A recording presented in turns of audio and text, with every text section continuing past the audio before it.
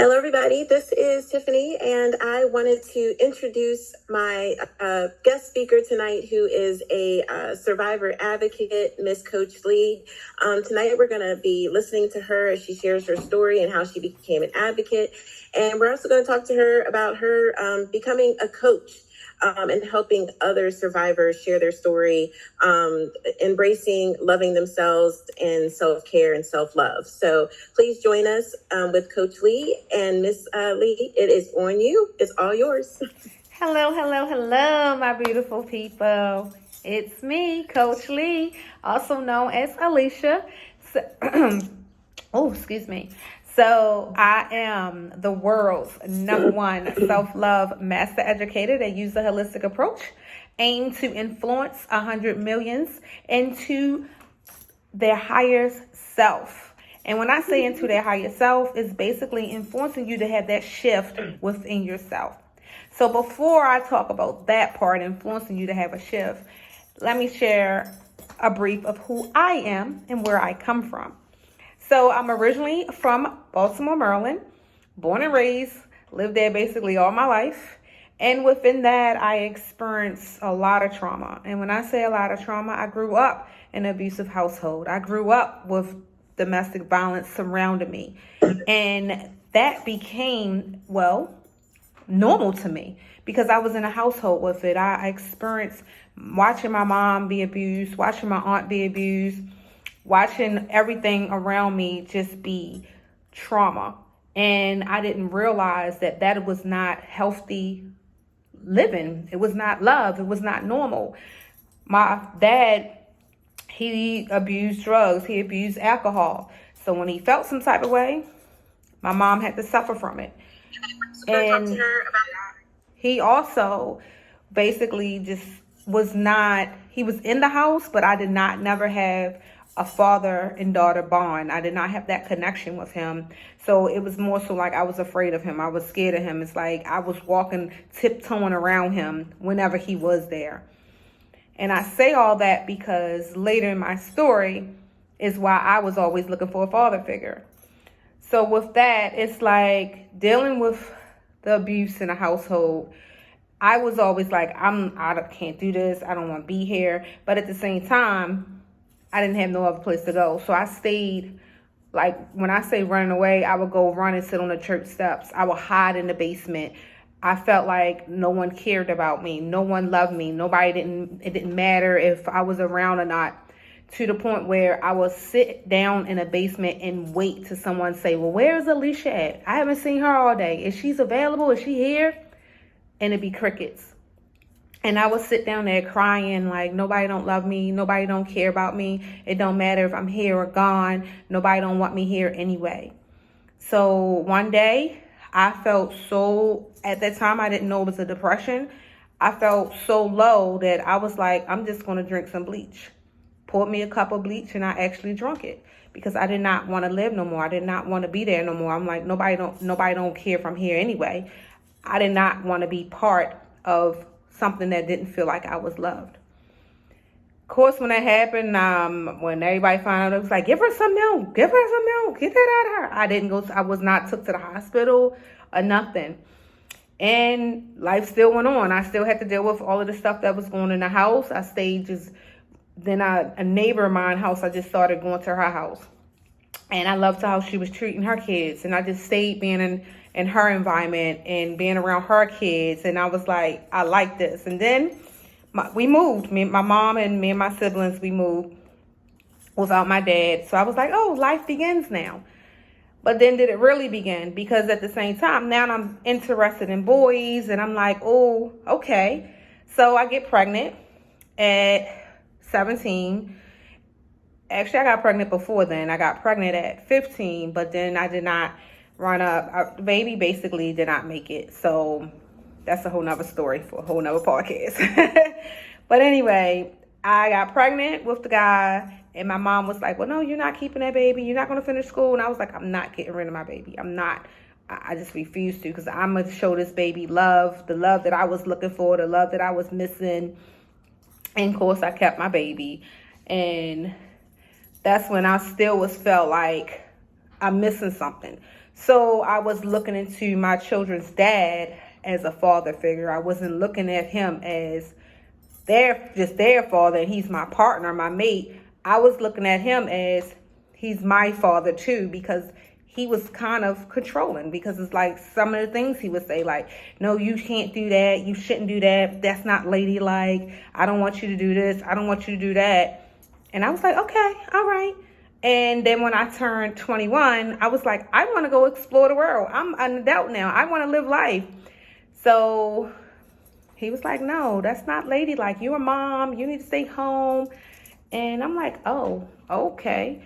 But then after I had my third child by him, I was 22 by then. I'm like, I'm not being stuck in this situation. I'm just not going to be stuck here no more. But then it did not change from me leaving that. I still was jumping and bouncing around into one abusive relationship to the next abusive relationship to the next, to the point where I experienced having my eye socket fractured and having a gun pointed at me, not just a gun being pointed at me. I was actually hit in the face with a gun. I had my nose broke. I done had so many black eyes. I just suffered so much of this trauma, that even the mental abuse of being called so many names, and the physical abuse of being let down and put down, and you ain't this, you ain't that, and you're going to do what I say. You're not allowed to do this. You're not allowed to do that. That I just allow it to engulf all of me and just say, I just don't want to live no more. And I got in a space where I wanted to take pills. And I remember one day my children was going with their dad. Me and him wasn't together no more, but he was taking them for like the weekend or a week or something like that. And I called him and said, just tell all my babies I love them. And he was like, what are you talking about? I said, just do it. Just tell them I love them, I miss them, and I'm sorry. And I said, this is the day I'm just going to take a handful of pills. I'm home by myself. No one not going to know. The kids not going to find me because they're not here. The minute I went to grab the pill bottle, the minute I went to go take the pills, my sister came to my house. My mother came to my house. I said, they messing up my plan. But they really wasn't messing up my plan, because it was not meant for me to be gone. It was not meant for me to have to end my life that day. And it still wasn't done, because then it's like, okay, I still went into a whole nother abusive relationship, and I just was dealing with so much trauma that I got to the point where I was like, okay, when I would drive a car, I'd be like, oh, I just pray and hope I get hit by a truck. So I always had so many suicidal thoughts. I was just living in a dark space, and I just was like, this can't be living. I'm just existing. I'm just being here, and I don't want to be here no more. And I say all of this because some people go through so much hurt and pain, and instead of them finding someone to talk to, they just go inward and want to just harm themselves and want to just get rid of themselves. That's not the answer. The answer is basically seek help. Seek somebody that you could find, and seek somebody you could talk to. I didn't think that way because I was too embarrassed. I felt judged. I felt like everyone is going to judge me. Everyone is going to say, well, that was your fault anyway. So I didn't know that me talking to someone was going to actually be assisting me on my healing path. Until I got to a space where I was dealing with ending an abusive relationship, and the police kept referring me to go to a therapist, and he was like, are you ready to go to seek this help now? And I was like, you know what? I do need to call this number.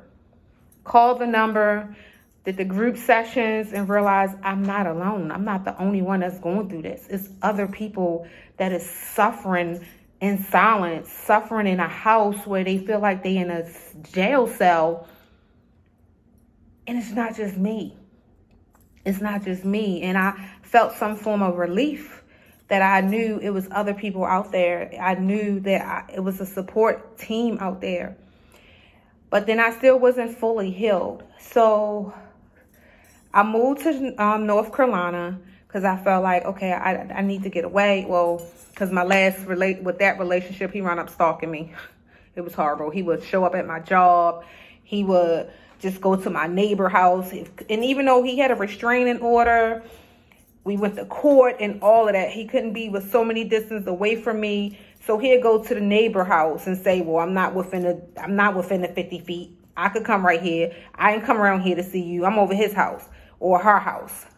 Like, no, you really stalking me. How you run up being every place that I'm at? So I said, I need to make a change.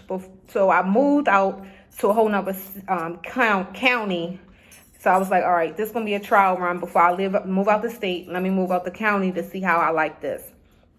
When I did that, I realized nobody don't come visit me. I'm like, dang, I went from everybody coming to my house, everybody hanging out and seeing me, to nobody wanting to come visit me. Everybody saying that's too far. And I was like, you know what?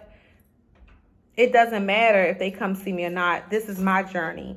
So right after that, when my lease was up, I packed up me and my kids and we hit the road to North Carolina. When I got to North Carolina, that's when God was telling me, I need you to share your story. I said, what story? I don't have no story to share. I'm not doing that. That's too embarrassing. I'm not doing that. And then a year after that, I seen Tiffany posting, looking for domestic violence speakers and all that. And God kept saying, you need to reach out to her. And I was like, I remember that. I was just so scared and nervous. So prior to that happening, I reached out and I was like, you know what? I'll just volunteer to work at the Safe Allowance.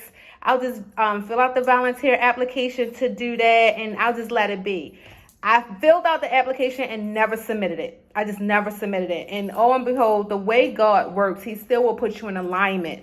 When I met Tiffany and I just was like, let me just go in and share my story. We wound up volunteering and sharing our story at the Safe Allowance. And I was like, wow. So I already was supposed to be here anyway. So with that, So with that, I was like, okay, I need to get out here and share my story more.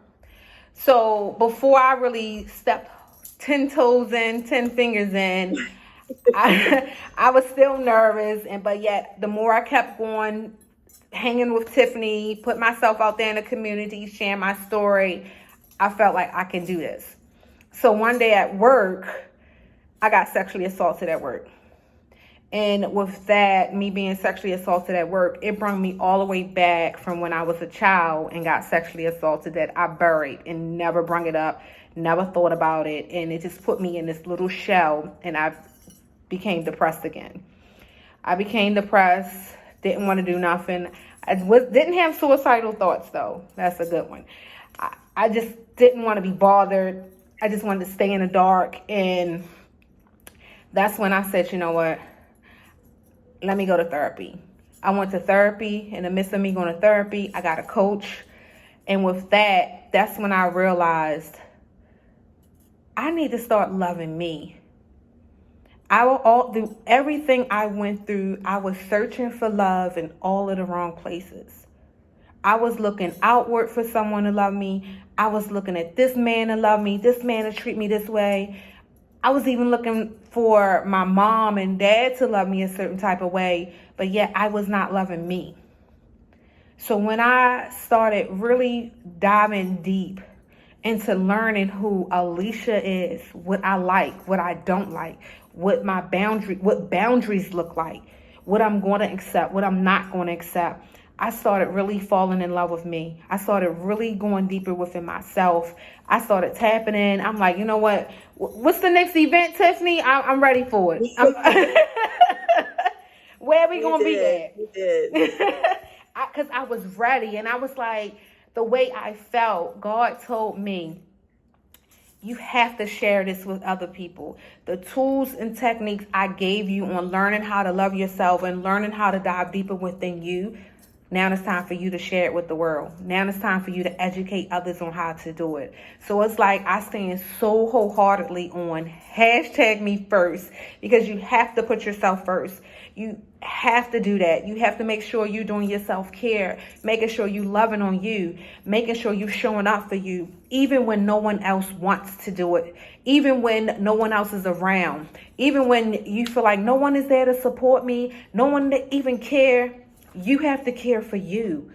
You have to make sure you're doing what you got to do for you, because the more you show up for you, the more you step into you, the more you embrace you, and the more you love you, everyone else around you will start feeling that. Everyone else around you will start wanting to do the same thing. And they'll start loving you even more, because we show people how to treat us. Believe it or not, we really show people how to treat us. So when I wasn't loving myself, when I was being mean to myself, when I was disrespecting myself, when I just was like doing all of these negative and mean things to me, I was letting others know it was okay to do it to me too. I didn't think that's what I was doing because it was happening unconsciously. At the same time, that's the energy I was projecting off. This is how you could treat me, y'all. I don't love me. You don't gotta love me. You could treat me this way. You could disrespect me, because I didn't do it. So once I really was like, oh, heck no, I'm not accepting this. I'm not tolerating that. This is my requirements for me. Now people even look at me different, and it's like some people even tell, I was told that like, I'm intimidated to say something to you. And I'm like, why? What's wrong? I'm not trying to be intimidating. And they was like, it's just your energy is so high that I don't want to seem like I'm coming at you wrong. And I was like, oh. And I had to learn, because in the beginning of the journey, I used to still downplay a lot of stuff just to let people know, come on in with me. But then I was like, I can't do that either. I have to make sure I'm standing on who I am, what I am, because that's who I am, and where I'm at. And I'm totally different now than I was a year ago. Totally different. Like when I say peace, when I used to ask and pray for peace, I did not know peace included in the beginning isolation. And I was like mad. I was like, no, I'm not talking about this kind of peace. I'm talking about peace where it's quiet, it's not a lot going on. But then it's like what came to me, God was like, peace starts off with isolation. You have to be in an isolation space so you can recognize what peace really is and how it feels. And with that, you also will embrace your love for self more. And not even just who I am now, I even had to learn to love my shadow self. I had to learn to love the darkness of me. The person that I was like I was running from, I had to learn to embrace her as well. So it's like now I stay being out in the community, educating on the importance of loving yourself, taking care of yourself. Your mental health is so important. Like you can be going through so much. Don't hold that in. When you hold it in, your body will start feeling it, and your body have to release it. And it can release in so many ways where you'll start breaking out in acne. Maybe you'll start having your stomach bloating up real bad. Maybe your pores your body going to react in so many ways when you do not want to express and try to hold stuff in. Reach out to somebody, have someone you can confide in, have someone that you feel as though, I just need to let this out. Can I just talk to you? And I'm sure they're going to say, yeah, what's going on? Go ahead. And just know that it's okay if you're going through something and you're in the dark space. Just know that don't stay in that space too long. Don't stay in that space long. When you recognize that that's where you at, call a friend. If you don't have no one to talk to, that's what coaches are for. That's what therapists are for. Mental health is serious, y'all. And I'm telling y'all, it is so serious, because so many occasions I'm surprised I'm still here, but I know I have an assignment. And my assignment is to serve 100 million people, to help them with finding their full, true potential and truly loving themselves, to build healthy, loving relationships. And yes, that's what I got to stand on. Oh, I'm no longer in Charlotte, North Carolina, y'all. I'm now in Louisiana, and I have an assignment here. And I have an assignment here. Y'all, she told me she was moving. So, I mean, just like I was out in the community in Charlotte, I have to be out in the community here in Baton Rouge, because I have work to do. If I'm going to serve and reach 100 million people, I have to keep moving. I'm not going to be able to stay in one space. I got to keep moving, keep thriving, and keep growing. I'm connecting with so many different organizations while I'm here, doing presentations, doing workshops. And also the importance with mental health is to meditate, y'all. I meditate multiple times throughout the day. Prayer is when you asking and talking to God, talking to source, from whomever you may believe in. And meditation is when you sitting still and waiting for the answers. You just being quiet and sitting still and waiting for the downloads to come for you to get your answers that you was asking for. Yes. Yes. Thank you so much, Coach Lee. You're welcome. I want to talk to you about how that felt for you when I said, Alicia, are you interested in sharing your story? Are you interested in coming with me to share your story for the first time? I want you to kind of share how that felt when that invitation was extended to you, and then how you felt walking in the door, and then at the end how you felt. Like share that whole scenario. It was so scary. It was so scary because even though I know I'm talking to other people that experience the same thing, I still had in my mind, I'm going to be judged. I'm embarrassed. And then I think I only was telling like pieces of it. I didn't even know how to put the story together when I first shared the story. So it just was like, I'm throwing pieces here, pieces there. So the story wasn't really in a way of you can follow it. It just was like, oh, okay. She experienced that. And it's from from talking then to now, it's just like I came far. Because I was so nervous. You have come very far. Yes, thank you. I was so nervous and so scared, and I do want to thank you for creating that platform for me to step out the door and walk into my purpose. Thank you for that. Yes. I know that, we first were connected just from being in the same network of other survivors and other, people that were advocates or already sharing their story. And I just saw something in you that I felt was needing support, needing someone who was able or wanted to encourage you, wanted to, love on you and enfold you in my arms. I just really knew that you had a purpose and you had a story to tell.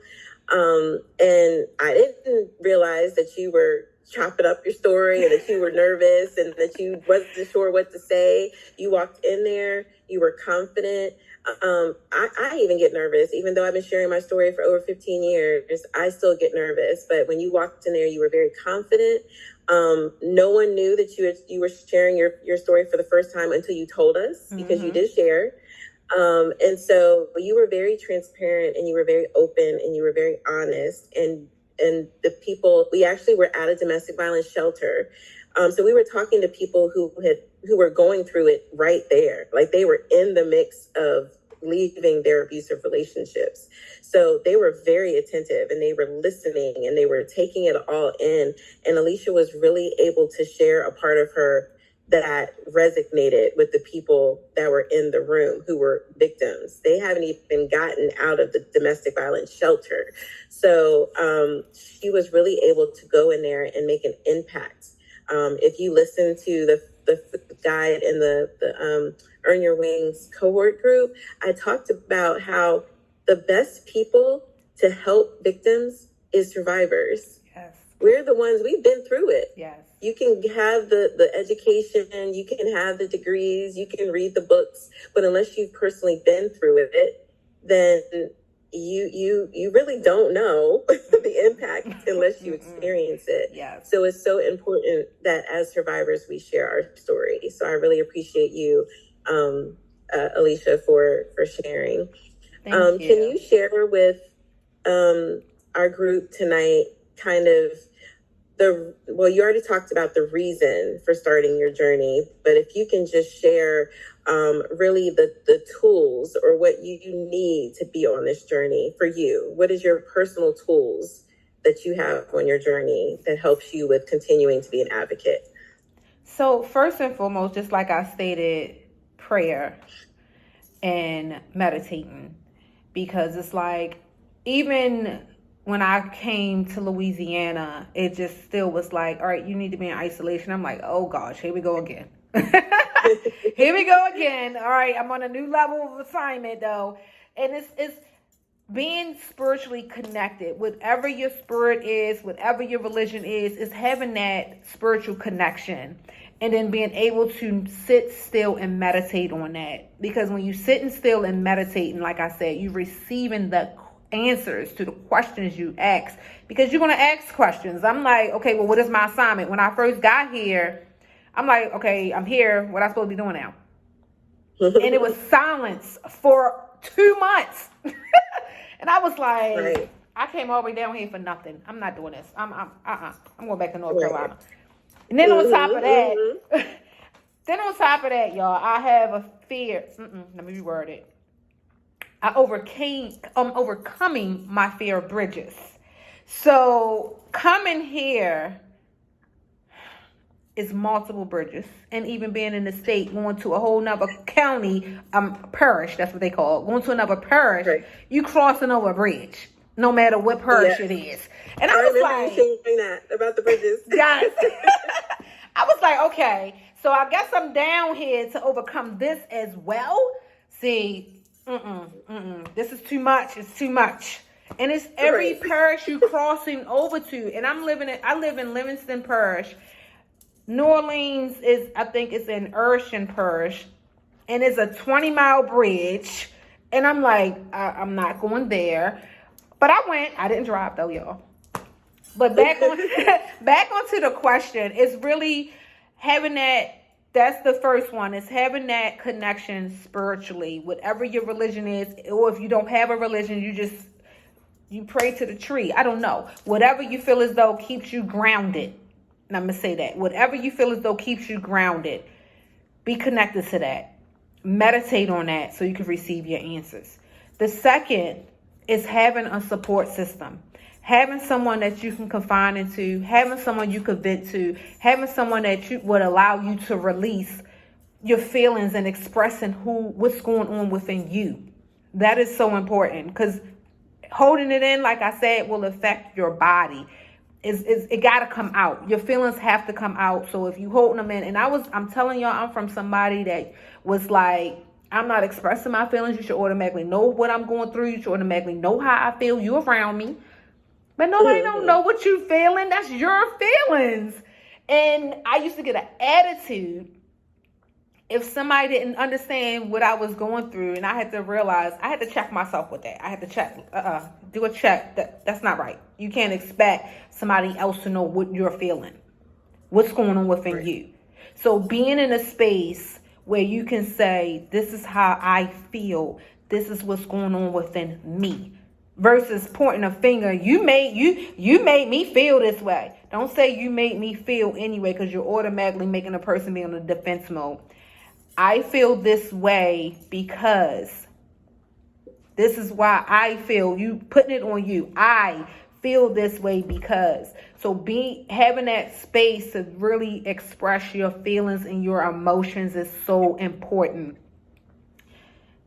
Yes. Another one is, after you find the support, after you release what was going on, now you really need to have a coach, a therapist, so that you can know what to do with all of that.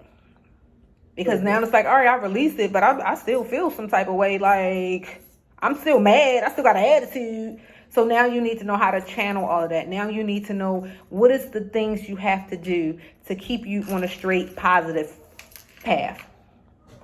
And having those in place is like, okay, let's work on this. If they're giving you steps to work on.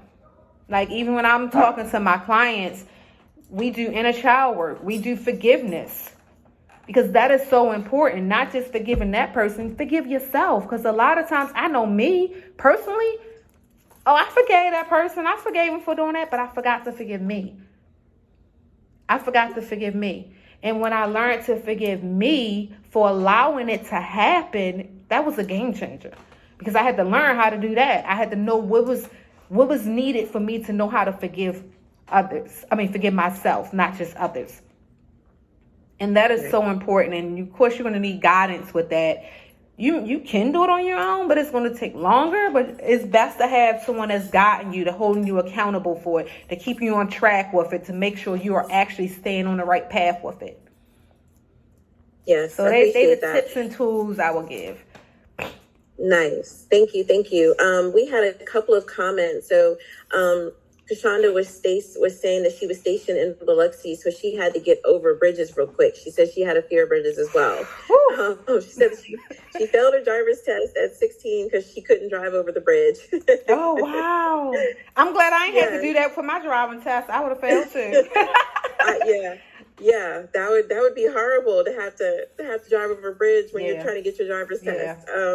So thank you. Does anybody have any questions? And if you have questions, please come on the video so that Alicia can see your faces. Does anyone have any questions? Or anybody want to share anything with Coach Lee?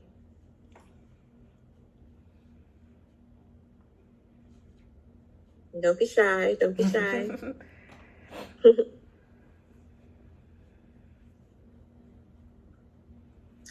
I don't believe anybody doesn't have anything to say. I think we have a shy group tonight.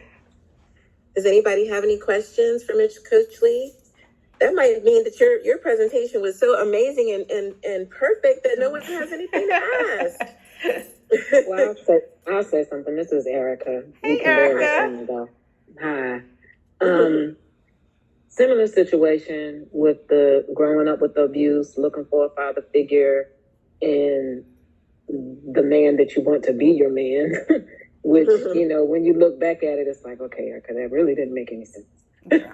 But you didn't know anything else. You know what I'm saying? So, and I give myself some leeway in going through 2 divorces because I made bad choices. Mm-hmm. I don't blame the men. I do blame myself. I take full accountability for the choice that I made. And I did have to, I think in a sense, I forgave them, of course, but I had a hard time forgiving myself because when you look back, of course, hindsight is always 20/20, right? So when you look back, you're like, oh my gosh, everything was so crystal clear. And I didn't see the signs, right? So, but you have to, I try to give myself grace. That's what's been advised for me. Erica, give yourself some grace, good grief, So I'm like, okay, yeah, you learn to do better and you just do better. But I do find difficulty in actually loving myself. I'm not saying I don't like myself. I'm cool with me, okay?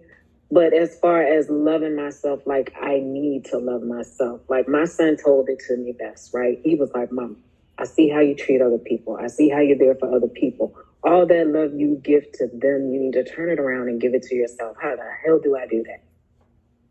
You know what I mean? Yeah. So, yeah. And yeah, I mean, he was absolutely right. Yeah. And let me tell you this. Right. I was that person. I was a people pleaser. I was making sure everybody else was good. I was loving on them, but I was forgetting to love on me. And that's why I'm a self-love coach, because I guide you on making sure that you're loving you wholeheartedly to attract true, healthy, loving relationships. Because it's like, if I am not fully loving myself at the full capacity, but yet I'm still attracting relationships, it's really not a full loving relationship, because I am not even fully there for me. And you attract who you are, wherever you at, and we be in different stages of our life. So in different stages of our life, we attract in different types of people. Most of these people are there to assist us and guide us and educate us. At the same time, we hold on to people that don't even supposed to be holding on to. Once we got because we don't get the lesson out of that. And it takes us so long sometimes to get the lesson, and we fall in love with the person and making a relationship with it, and then we wonder how we back in an abusive relationship because we did not really fully love ourselves to the full capacity, so it could prevent it from happening. But that's what I do with my clients. I guide them on the steps of fully loving themselves wholeheartedly and building loving relationships.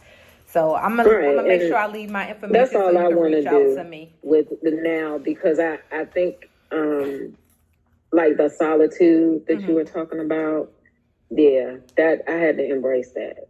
Yeah.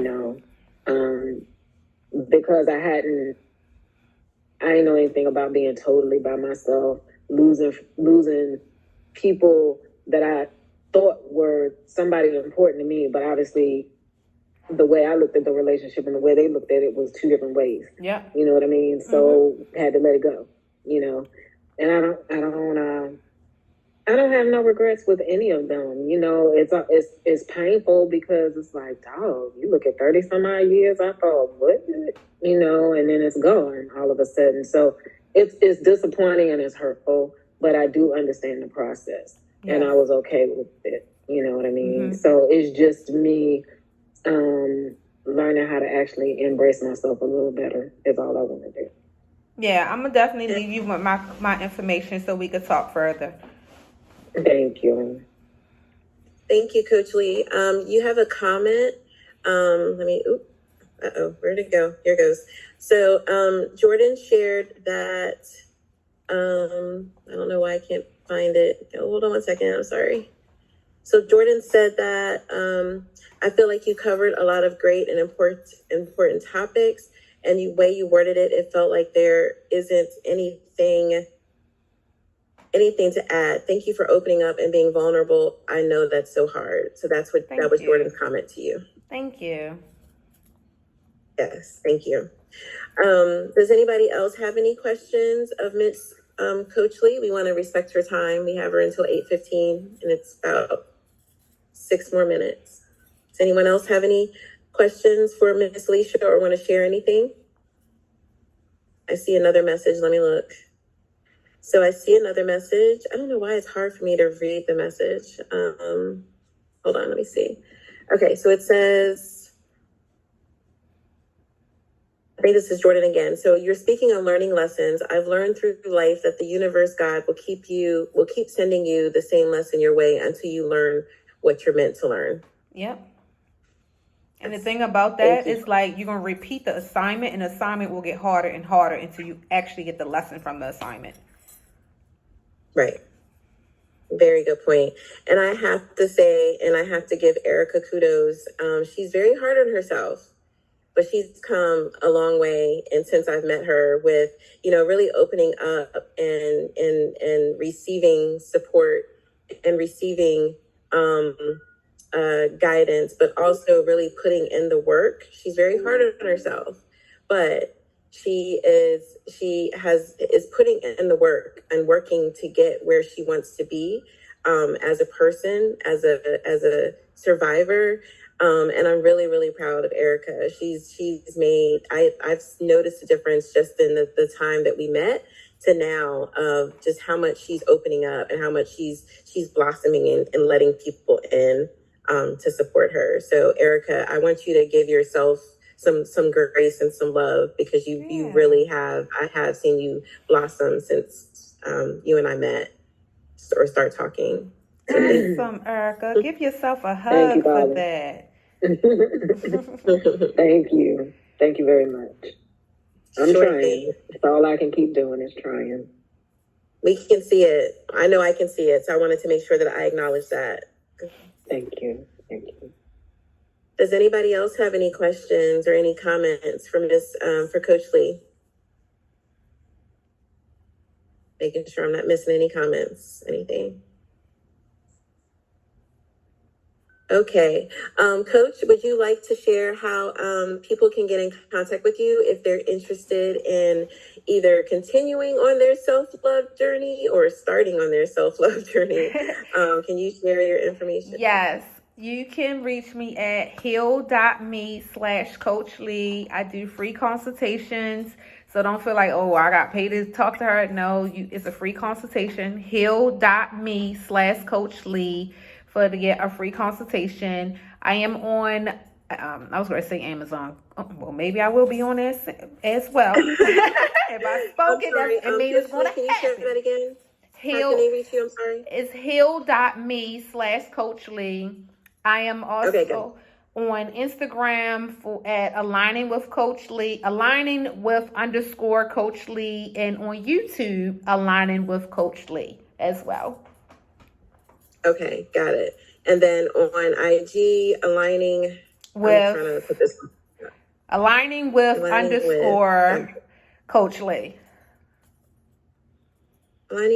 _Coach Lee, got it. Okay, I've And got it. So YouTube I'll make is, sure yep, that and I share YouTube is that healing with the is, cohorts. and YouTube, what is it? YouTube is aligning with Coach Lee as well. Okay, got it. Mm-hmm. All right. I will make sure that I share that in the Earn Your Wings cohort. I'm also going to share it on the thread that's live right now on my Facebook page. And there are people that have been watching. So I really appreciate you giving of your time. I know we rescheduled you twice and you were very patient. So thank you for being with us tonight. And we really appreciate you sharing your story with us, and I look forward to having you. I would love to have you on for a meditation session with the group. Yes. Oh, I forgot to add that I am a master meditation teacher as well as a self-love coach. I also do sound healings when you have the sound bowls and you different vibrational frequencies target certain areas in your body, and it brings a vibrational wave and it helps with healing. As well as what else I do? I do so much, so I'll just leave it at that. You do. I stay out in the community though. Great work though. Yes. Okay, great. So thank you, Coach Lee, for your time. For everyone that has been watching, and we have had some people that are watching live, if you want to get in contact with Coach Lee, I've dropped it in the comments on the live thread on my Facebook page, which is the Tiffany L. Brown. You can also join the Earn Your Wings cohort group on Facebook, which is exactly what it is, Earn Your Wings cohort. I'll drop that in the comments as well. So thank you again, Ms. Coach Lee, for sharing and being our guest survivor advocates tonight. We appreciate your time. We appreciate your service. And we look forward to having you again to do some meditation with us. Thank you. Of course. I would love to be here again. Can I do how I do my closeout, though? I do it everywhere, and I just feel like I need to do it now. Yes. I was just about to say, close out for us before I end our live. Yes. So I just want to say to everyone, thank you so much for listening, my beautiful people. And as always, have peace in your mind, love in your heart, happiness in your soul. Namaste. Till next time, my beautiful people. Thank you, Miss Coach Lee. Everyone else, please stay on.